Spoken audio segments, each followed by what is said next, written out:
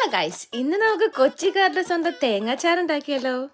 ഒരു മിക്സിയുടെ ജാറിലോട്ടേക്ക് തേങ്ങ ചെരുവിയതും വെളുത്തുള്ളി, പച്ചമുളക്, കറിവേപ്പില, ഇച്ചിരി ചെറിയ ജീരകം, കടുകും വേണം. പിന്നെ ഒരു നുള്ളു മഞ്ഞൾപ്പൊടിയും നല്ല കട്ട തൈര് എടുക്കണം.